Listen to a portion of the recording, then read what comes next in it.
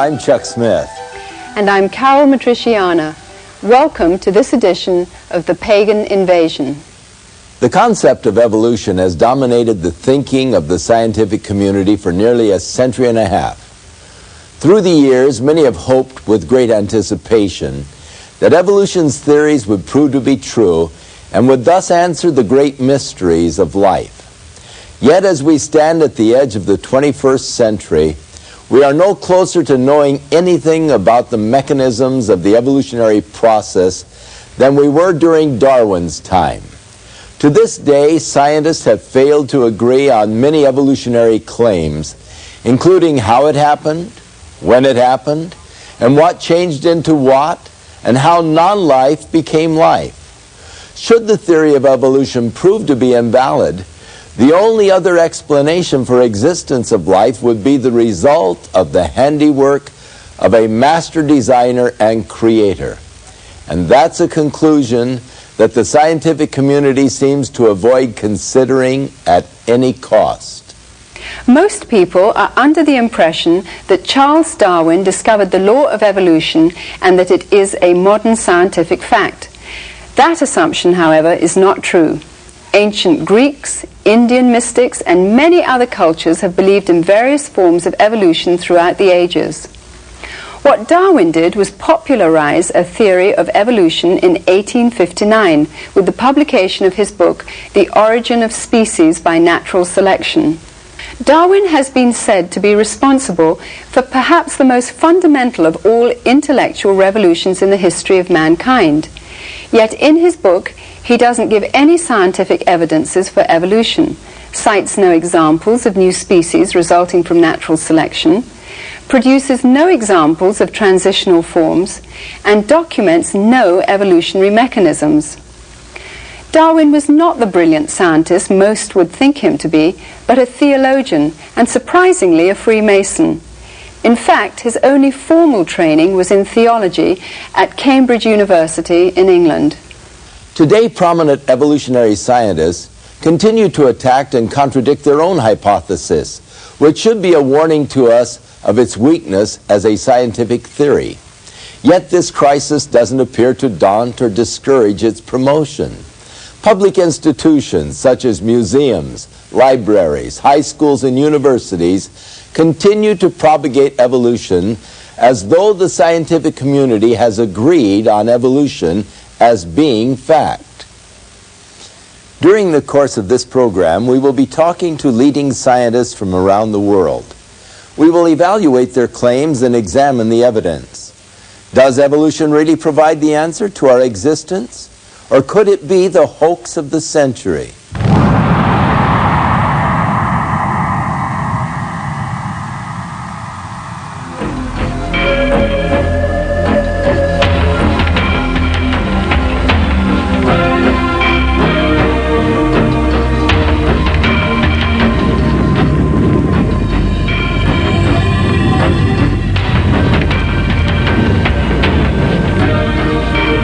The controversial question of how life began has puzzled mankind for thousands of years. There are two schools of thought. One idea is that God is the master of nature, the creator and ruler of the universe, who designed each kind of life on Earth with deliberate intention. This concept is known as creation science, or abrupt appearance. An opposing view, which is predominant in today's society and scientific community, is known as evolution. It teaches that non-living matter unintentionally changed into life and developed with time. Single-celled forms progressed into more complex multi-celled forms, resulting in the ultimate development of man. The principles of evolution influence every aspect of our society. Around the world, prestigious museums display evolutionary perspectives. National parks and historical sites have become showcases for evolutionary information. Science magazines, geography and natural history publications, children's books, and TV specials present evolution to the public as fact. Many of today's most popular films, amusement parks, and even breakfast cereals promote evolutionary concepts to eager audiences. Textbooks that develop evolutionary theories are compulsory reading for public high school, college, and university students. Evolution has become the foundation for most scientific disciplines, including paleontology, geology, biology, and astronomy. The aim of many scientists is to eliminate supernatural explanations and provide naturalistic answers. Consequently, many must reject God's supernatural intervention in a miraculous creation. The parallel ideas of reincarnation and evolution have always been closely linked to the occultic beliefs of many of the world's pagan religions. But during the mid-19th century, this philosophy was suddenly given scientific respectability worldwide by an Englishman, Charles Darwin, who has become known as the father of evolution. The majority opinion of the day held to the biblical account of a creator God who intentionally designed each basic form of plant and animal. Although raised a Christian, Darwin rebelled against this idea and in his theory saw a way to formulate a process without a creator. This is the home of Charles Darwin between 1842 and 1882. It's in this study that Charles Darwin produced his great works. In fact, he used to sit in this chair.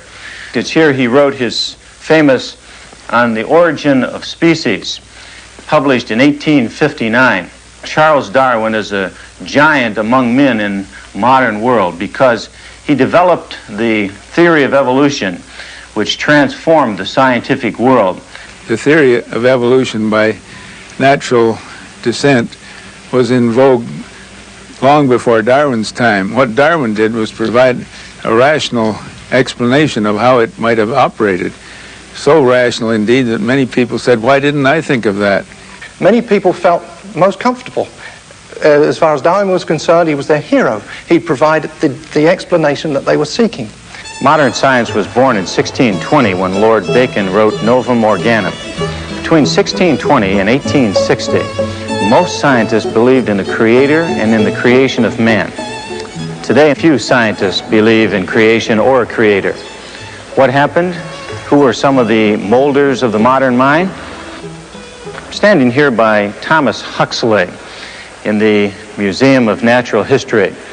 He's been called Darwin's bulldog because he took the theory of Darwin and gave a forceful presentation of it. Huxley believed that you could explain everything in nature apart from the creator by pure natural laws. We have to remember that after all, creationism was what everybody thought not all that many years ago. And creationism was overthrown in the scientific community by evolutionary thinking. For the most part, Darwin's book was considered blasphemous by the average person in England at that time. Karl Marx, an atheist and the originator of communism, was delighted to find a scientific rationale in the theory of evolution, which he claimed gave validation to his new philosophy. Marx admired Darwin, and the two communicated and corresponded. In appreciation, Marx even attempted to dedicate his greatest atheistic work, Das Kapital, to Darwin. There were communists of the day, and Karl Marx was one of these, who saw Darwin's theory as giving scientific credibility to what was previously merely a philosophy. The philosophy of socialism, the philosophy of communism, it all became scientific and credible with Darwin's theory. The people who have devised the concept of evolution, starting with Charles Darwin himself, and even before him, have come up with a concept that starts with a vacuum. And then there was an explosion in that vacuum called the Big Bang that created the Milky Way galaxy with up to 200 billion stars, all circulating in intricate precision. The result of that explosion, and it gets all the way up to man without God getting into the act anywhere along the line. That is really the way it is taught in all of our public schools today. Darwin's whole purpose was to explain all of life without design and purpose, without the need for a creator, by purely mechanistic or natural processes. Luther Sunderland, former aerospace engineer and author of the book Darwin's Enigma. Now, what is this materialistic or natural explanation for evolution? It says that on the early Earth, in a soupy ocean, some chemicals got together and formed spontaneously the first living cell. Now, that was no minor operation, because the simplest single-celled organism we know anything about has in its genes and chromosomes about as much data as there are letters in the world's largest library, 1 trillion letters. No way in the world could random processes have organized that much data. Most life forms are comprised of billions of these complex cells, which once again display themselves in perfect order. The mathematical impossibility of the human body being formed accidentally surpasses the logic of an explosion in a printing shop, resulting in the formation of a dictionary.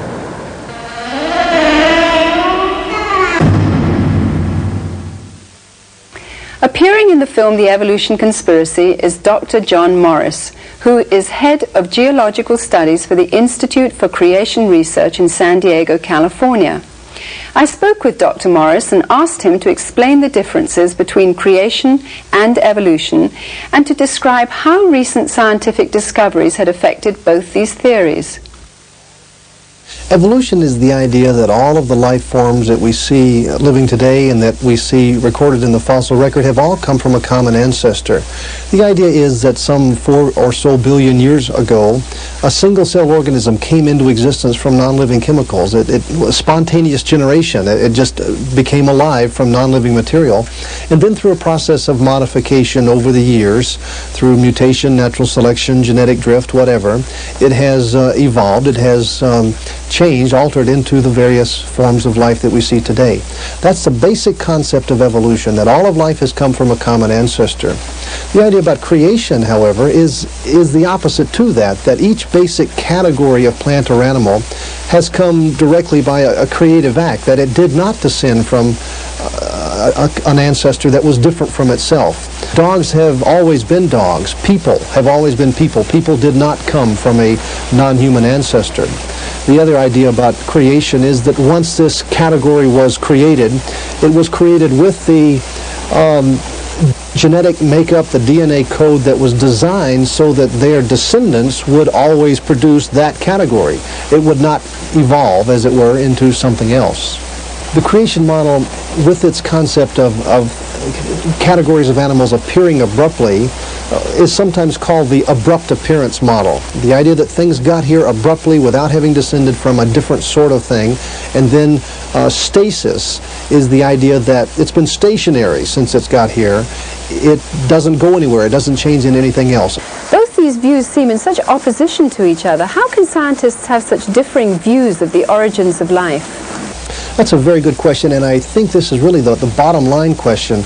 It's important to understand that both creationists and evolutionists have the same evidence to study. We have the same rocks, the same fossils, the same living systems. Everything is the same, but yet our interpretations are so dramatically different. A lot of times non-scientists say, how can scientists who are supposed to be open-minded and non-biased, how can they come to such dramatically different interpretations of the evidence? We've got to dispel that common notion that scientists are unbiased. Scientists are some of the most biased people you'll ever meet. In fact, it's impossible not to be biased. It's not a matter of whether or not you're biased. It's what bias are you biased with. My contention is that the creation bias is a better bias with which to study the evidence. The fossils, which have long been thought to be the proof of evolution, are now recognized by almost everybody, evolutionists included, to be at best an embarrassment to evolution. Because what the fossil record shows, and all the leading evolutionists will tell you this very same thing, that the fossil record shows that things appeared abruptly. That's the way they say it, that they got here abruptly. Now they're talking maybe a rapid evolution, but they say the fossil record is characterized by abrupt appearance and stasis. But that's the definition of creation. Evolutionists have to say, well, a small isolated group evolved so rapidly that it left no transitional fossils between these basic categories of animals. And we say, how do you know it happened at all? Over 1,000 species a year are becoming extinct. That comes down to 3 a day. Is there any compensation for this within the evolutionary theory? Actually, one of the basic predictions of the evolution model is that new species will be coming into existence, all along the time. But what we see when we really look at the world, what the facts of science show is that species just don't come into existence. On a daily basis, species are going extinct. What we see is extinction. That's what science tells us. Now, the evolutionary historical reconstruction is that new species are forming. But the evolutionary reconstruction does not fit well with observed science. In wanting to steer clear of the concept of a creator, evolutionary scientists have ironically and unwittingly adopted an idea which forms the basis of many pagan religions. In an attempt to avoid traditional biblical religion, they actually promote another. The results have been devastating. Many areas of science, such as biology and geology, have been compromised. In searching for evidence to prove evolution, scientists have pursued a series of wild goose chases only to come up empty-handed. Perhaps the biggest waste of time has been the search for the missing links in the fossil record, which to this day are still missing. Let's take a look at the progress made by evolutionary scientists thus far.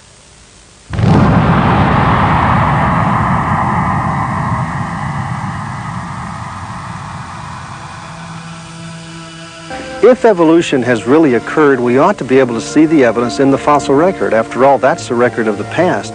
But if we look at that fossil record carefully, we see that there are no recorded instances of one type of an animal ever changing into another. There's no transitional forms. One of my advisors is working in the field of paleontology and has been working on the distribution of fossils in the record and has found that there are no interspecific transitional forms, something that, of course, the creation model would have predicted and did predict long before this research was done. We ought to see cats, and we ought to see dogs, and we ought to see cogs and dats. We ought to see them in between. We ought not to be able to divide them like we are now. But that doesn't usually stop my evolutionary colleagues. They will make the statements over and over again that the fossil record is replete with these transitional forms. There are myriad transitional forms. There's really no problem finding transitional forms. It's completely false to say that there's a lacking of transitional forms. We have plenty of them, more than sometimes we can cope with. In fact, there are so many transitional forms between species that we must often fall back on statistical analysis to separate one from the other. So the claim that there are no intermediates is simply a false claim. During their interviews, several of these prominent scientists contradicted themselves, admitting that no transitional forms had been found, and proceeded to offer excuses for the lack of evidence. And the problem of transitional forms is one that all honest paleontologists have a problem with.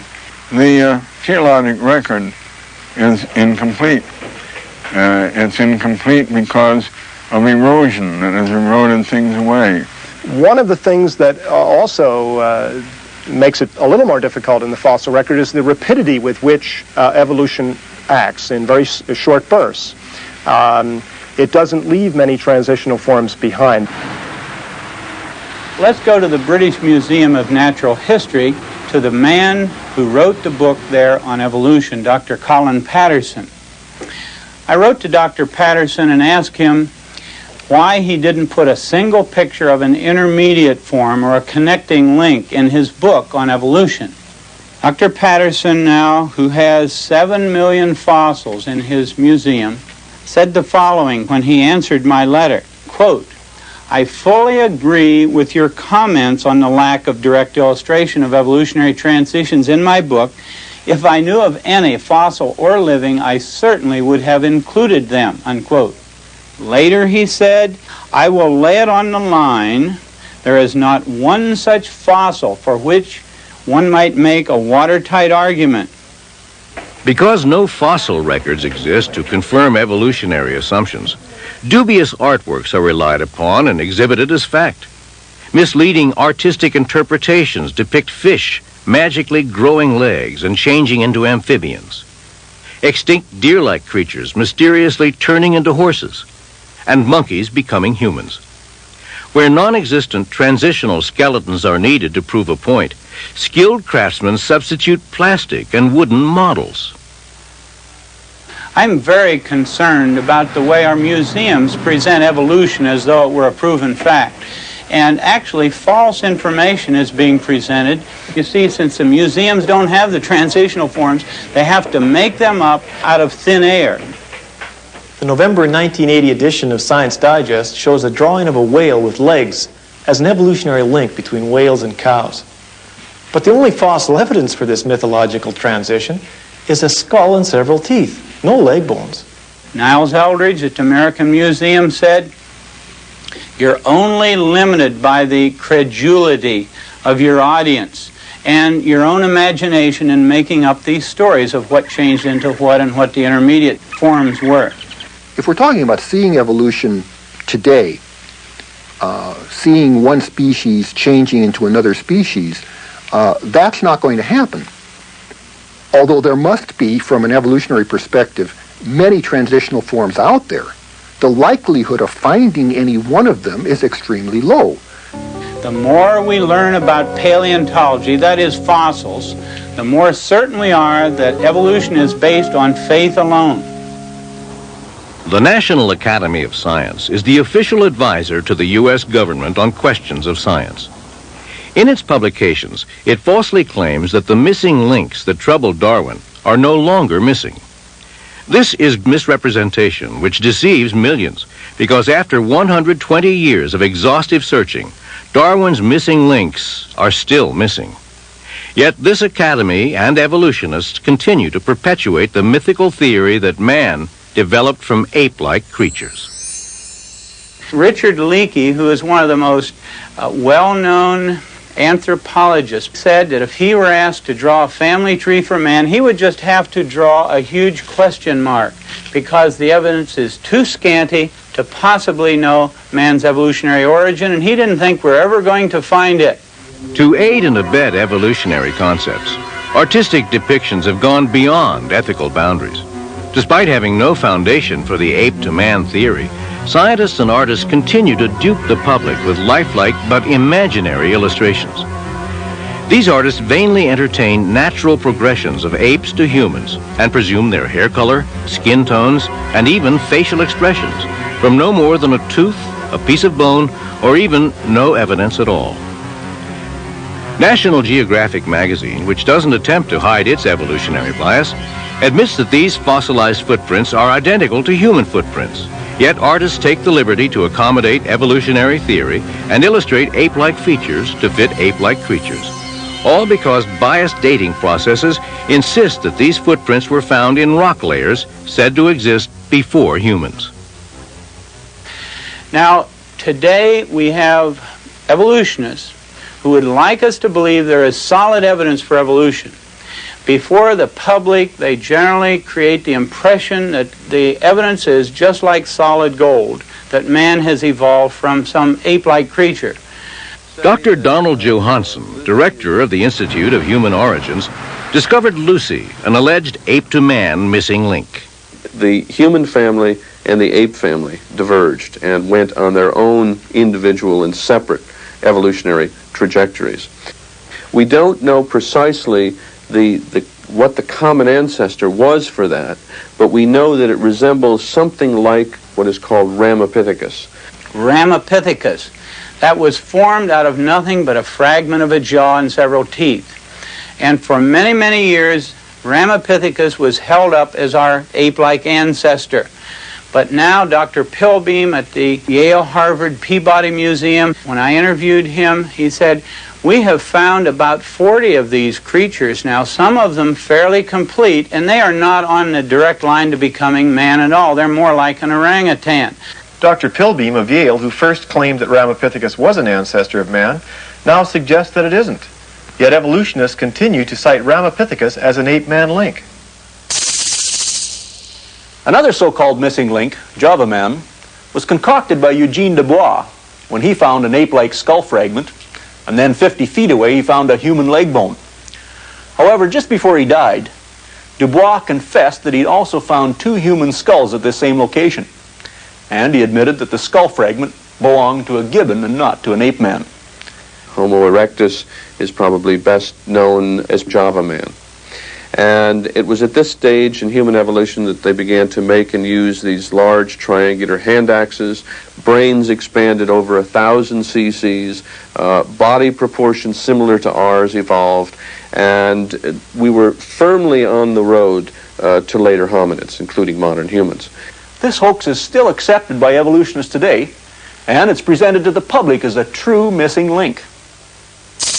If you think the Java Man hoax is incredible, wait until you hear all the facts surrounding Johansson's Lucy, this little 3.5-foot adult skeleton, which looks just like a chimpanzee. As you know, Lucy was found in 1974, and sometimes I refer to her as the woman who shook up man's family tree, because she represents for us the oldest, most complete skeleton we have of any human ancestor known to anthropologists. Now, the species Australopithecus afarensis, as represented by Lucy, is a species that we feel is ancestral to modern humans. And the significance of Lucy is that she gives us a good idea of what our ancestors looked like some 3 million years ago. We can learn from her skeleton about the way that she walked, for example. When we look at her knee joint, when we look at her pelvis, we see that she walked like you and I, instead of like a chimpanzee. Johansson said, even though this is a very ape-like creature, it walked upright. Well, the pygmy chimp today wanders around in the rainforest walking upright almost all the time, so that doesn't prove anything. Actually, the only features of Lucy which even hint at erect posture are the knee and hip joints. Dr. Charles Oxnard, with a sophisticated computer analysis, has concluded that Johansson's claims for the hip are unfounded, and it must be pointed out that the knee was not even found with Lucy. This knee joint was found over a mile away, 200 feet deeper than the other bones. She comes closer to representing, I think, what the average person thinks of as the missing link than any other fossil we had ever found in Africa. So she has extraordinary importance in terms of understanding the very earliest phases of human evolution. Richard Leakey and others are now claiming that, in all likelihood, Lucy is really a mosaic of 2 or more species. This isn't funny. What is funny is that they claim that creation isn't scientific. The next thing back was Piltdown Man. Here was a case where a human skull had been doctored up along with a jaw of an orangutan to make the jaw look somewhat human. The teeth were filed. It turned out to be a pure fraud. Piltdown Man was a purposeful fraud, and it fooled the world's greatest evolutionists simply because they so much wanted to believe that there was some evidence for evolution. Neanderthal man was originally found in the Neanderthal Valley of Germany. These creatures almost all looked very modern, but several of them, 2 or 3, had a very stooped over, brutish appearance.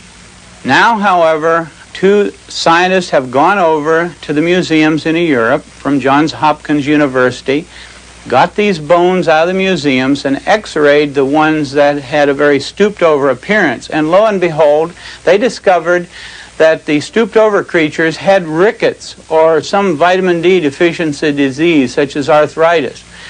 They have reclassified the Neanderthals from a separate species, now put them back into Homo sapiens, the same as modern man.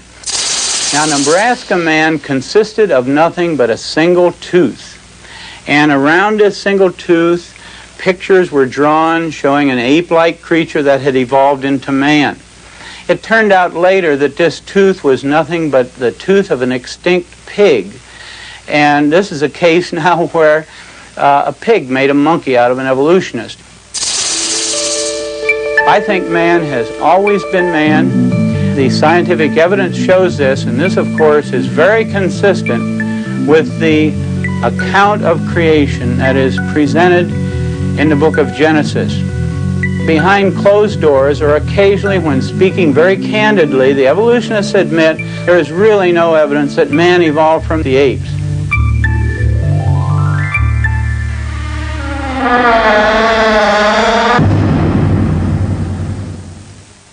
Artworks in museums and textbooks show the nature of evolution. What is the truth behind these artworks? You know, I talked to an artist about a year or so ago who was an artist for an evolutionary textbook, and he was told to draw a picture of one of these missing links between an ape-like ancestor and man, and he was given the skull of a creature to work from.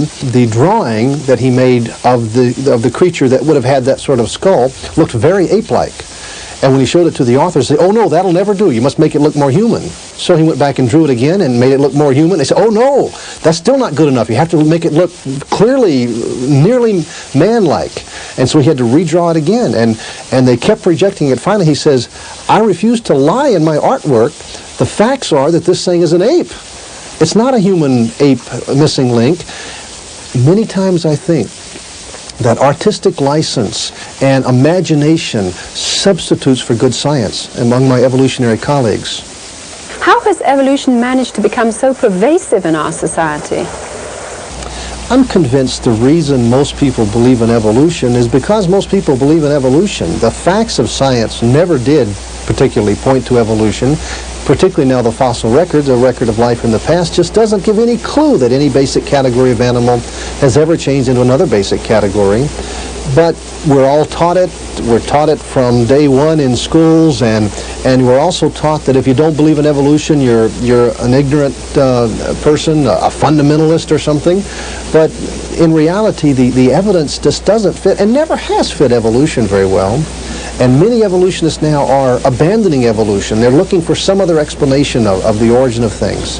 In schools, students are taught that evolution is a fact. Is it proper for scientists to claim that evolution is a fact? I remember at the Scopes trial in 1925 that all the arguments that were used in favor of evolution have now been disproved. They're no longer even thought to be proof of evolution, such as Nebraska man. This was a human ancestor, so it was thought. It was based on one tooth that was found, and from that tooth was built up not only the whole person, but the family, the wife, the kids, the whole community, just off of one tooth. And it was found out later that that tooth was really not even a human tooth. It was from a pig. Our Piltdown man was another one that was used as proof, and now we know that Piltdown was a fraud. Well, those things were taught as fact, and people believed evolution because of the proof that was given, but now we know that those proofs were in fact wrong, but people still believe in evolution because you see how it works. They were taught it was a fact, they believed it, and it got to where the evidences were unimportant anymore. I'm convinced that this is so destructive to the minds of our students. They're not taught how to think. They're not taught how to evaluate evidence. They're only taught to remember what you've been taught, and then if it changes, you remember the new stuff. You see how it works. You know, I think this issue of creation evolution goes far beyond just how we look at rocks and fossils. I think it's really a basic foundational issue. You see, if we are created by a God who designed us to operate in a certain fashion, that means that God has the authority to set the rules on our behavior and the authority to set the rules for violating that behavior. So our job is to agree with and submit to those rules. But you see, if we've just descended from the animals, if we're just an ape that lost our tail somewhere along the line, then nobody owns us. We set our own rules, and we do what we want to do. This, I think, is a commentary on our modern society, that everybody's doing their own thing, that you know, we're after our own gratification. Charles Darwin himself warned that unless transitional forms could be found in the fossil record, the theory of evolution was worthless speculation. Today's adherents to evolution have failed to heed this warning and continue to hold to a belief in evolution despite the complete lack of evidence.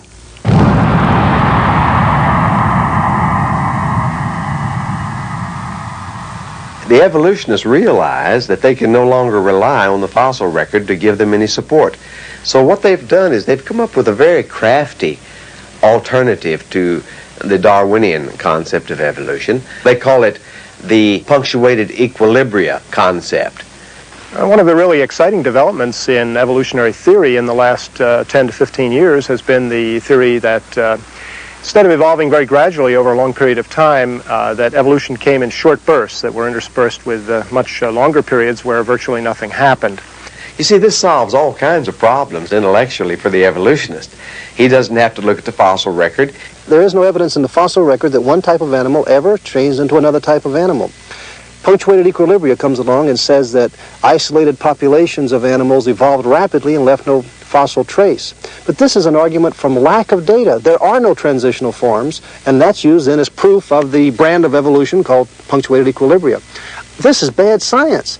With this new information, we're trying to refine our view of evolution. And what's emerging is a much more powerful synthesis of the evolutionary theories. I'm convinced that the idea of punctuated equilibria is really a desperate attempt to salvage evolutionary theory.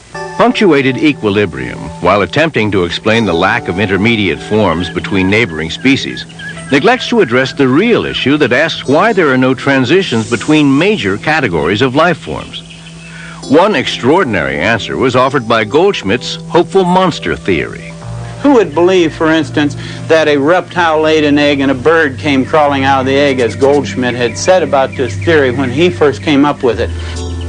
We are literally going back to the very foundations of evolutionary principles and reevaluating once again the mechanisms whereby evolution takes place.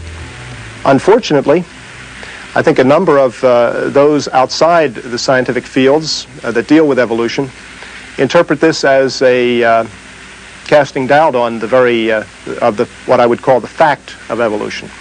What it does say to us is that the evolutionists are running scared. It seems like almost every new development in science is converging to destroy evolution. Whether we're talking about new discoveries in astronomy or in paleontology or biology, this is true. I just realized finally, after studying all this material and thinking this thing through, that the evidence, the scientific evidence for creation, is a lot stronger than the scientific evidence for evolution. In the last decade, most of the basic pillars upon which evolution has stood have collapsed, and the theory is in chaos. Now, unfortunately, at this time, the evolutionists are crying louder than ever before that evolution is a fact. Well, it's my personal view that evolution is a dead certain fact. Evolution. There is no question that it happened. The geological record cannot be explained in any other way than through the evolutionary process. Many times you'll hear the statement that evolution is a fact, but a scientist should know better than to make a statement like that. If evolution has ever occurred, it was not observed, and therefore it's outside the realm of science. It's inaccessible to scientists and the scientific method. Many of my evolutionary colleagues are coming up with rather bizarre theories. It seems that they recognize that evolution doesn't make good sense scientifically, and so they're forced to come up with these incredible imaginary ideas. For instance, some now recognize that the spontaneous generation of life from non-life is scientifically impossible. So what do? Do they attribute it to a creator? No, they claim that life came from outer space. Well, they can believe that if they want to, but they shouldn't call it science, and they shouldn't teach it in schools as if it were science. Evolution is simply a matter of making up stories in place of the actual scientific data. Science used to be the search for truth. Now it seems it's deteriorated into the search for a believable story.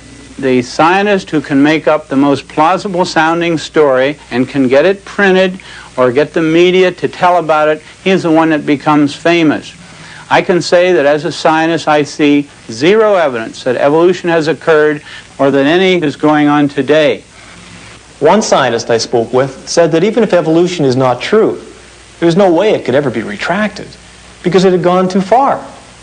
Millions of textbooks would have to be reprinted, and museums all over the world would have to tear down their exhibits.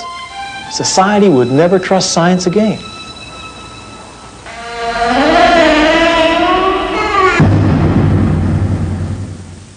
Paul the Apostle speaks of men who do not want to retain God in their minds.